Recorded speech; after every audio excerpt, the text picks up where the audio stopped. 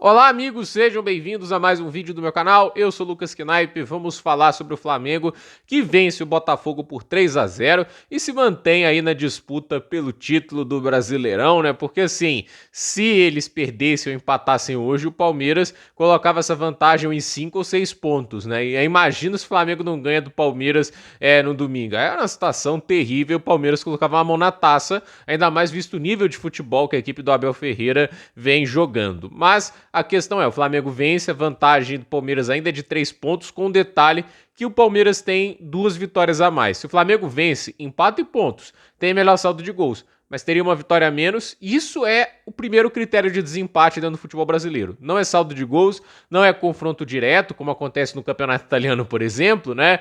Esse critério de desempate, de mais vitórias, só tem aqui no Brasil. Eu acho até legal que aqui a gente tem um critério diferente de outras ligas, né? E não acho o critério ruim. Mas a questão é, o Flamengo hoje teve uma vitória contundente e oportuna de aproveitar as chances que produz. Eu não acho que a atuação do Botafogo ela é catastrófica, mas ela não é efetiva, né? E a do Flamengo é o contrário, e aí faz muita diferença o talento extra, né? E a maneira de John Textor de se administrar clubes é fazer elencos rotativos, né? Quem se destaca muito, ainda mais vindo de uma temporada que o clube ganhou Brasileirão e Libertadores, vai para o futebol europeu, seja para o Lyon, seja para o Zenit, como aconteceu com o Luiz Henrique, etc, né? E, assim, os jogadores que ficam aqui no Botafogo, etc, são aqueles que estão normalmente no intermédio, né? Tipo assim, jogam bem, mas não se destacam tanto, aí o clube vai investir pesado em outros jogadores, né? Investe também em termos de técnico, né? Os caras trouxeram o filho do Ancelotti, né? O David Ancelotti é o técnico, e até agora não acho que tá indo mal, mas também não acho que tá sendo diferenciado, né? Tipo, mostra que, assim, é filho de um dos melhores técnicos da história. Isso não quer dizer que o filho, que assim, que ele também vai ser desse nível, né? Agora, o Botafogo não tá também, tipo, com um time que tá do mesmo nível do Flamengo, né? Tá muito nítido isso. E mesmo que o trabalho fosse bom, nada garante estar mais com um time do Flamengo que joga direitinho na mão do Felipe Luiz. E há de se dizer, uma das melhores defesas da história do Brasileirão. O Flamengo do Felipe Luiz sofreu 13 gols em 27 jogos até agora. É um número de muito respeito, né? A gente fica pensando, né, as melhores defesas da história. Eu lembro daquela do Chelsea na Premier League, na época do José Mourinho, que eles sofreram, se não me engano, 15 gols em 38 rodadas, né? O Flamengo tá caminhando para ter uma defesa que sofre menos de 20 gols, né? É um time que, não só pelo sistema defensivo, mas controla bem as partidas, né? E acho que isso também tem influência da chegada do Jorginho, do Saúl Ñíguez, porque é um meio campo que cadencia melhor o jogo, controla melhor as partidas, constrói melhor as jogadas, né? Então, assim, o controle de jogo é uma coisa fundamental. Se você não tem isso, o jogo pode ficar muito problemático. E para mim, assim, o Flamengo, ele trouxe um técnico que, a meu ver, mostra, assim, tava lá no clube, né? Tipo assim, o cara começou treinando na base, aí no desespero, né? No fracasso do Tite, chamaram ele, deu certo, mas é um cara que entende bem, né, sobre controlar jogos, não é um time que tá o tempo todo atacando por atacar, entende? É um time bem consciente dentro de campo, isso me impressiona bastante, a maturidade do Felipe Luiz e, claro, um elenco bom, né, o time é bem interessante, né, o Flamengo tem ótimos jogadores, eu não vou dizer que é o melhor elenco do Flamengo, porque eu acho que aquele do Jorge Jesus ainda foi, para mim, o melhor encaixe, mas ainda assim, é um time bem interessante que vem produzindo aí resultados satisfatórios dentro de campo,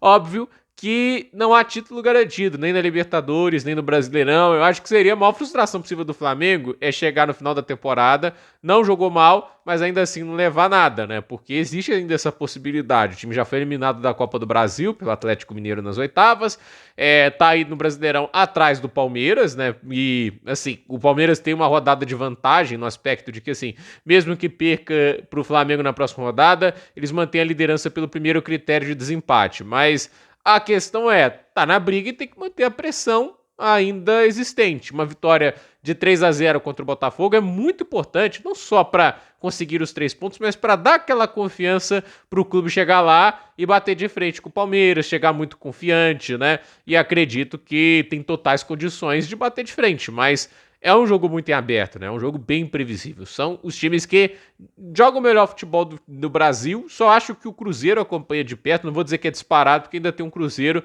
que, o justiça seja feita, vem jogando muito bem. Mas ainda assim, é um trabalho muito forte do Felipe Luiz, que vem colocando o Flamengo num nível muito superior das últimas temporadas. Ouso dizer, é o melhor Flamengo em pontos corridos desde o Jorge Jesus. É melhor até que o campeão do Rogério Ceni, porque assim, aquele foi campeão porque o futebol brasileiro inteiro não foi lá grandes maravilhas, né? O segundo lugar foi o Internacional do Abel Braga, começou com o Eduardo Cudê, mas depois foi a sequência do Abel, né? Então, a questão é, o Flamengo tá jogando em alto nível, mas vai ter que pressionar o Palmeiras e, obviamente, assim, o time que tiver melhor emocional, que sustentar melhor o nível de futebol até o final da temporada, obviamente ganha. Mas é aquele negócio, vai ter que ganhar jogos difíceis e vai ter que aproveitar essas oportunidades que está sendo dominante para golear e conquistar saldo e confiança, né? Porque a melhor coisa possível para essas duas equipes é vencer goleando hoje e ir para a próxima partida sabendo que podem bater de frente e vencer qualquer time, né? Eu acho que os dois times estão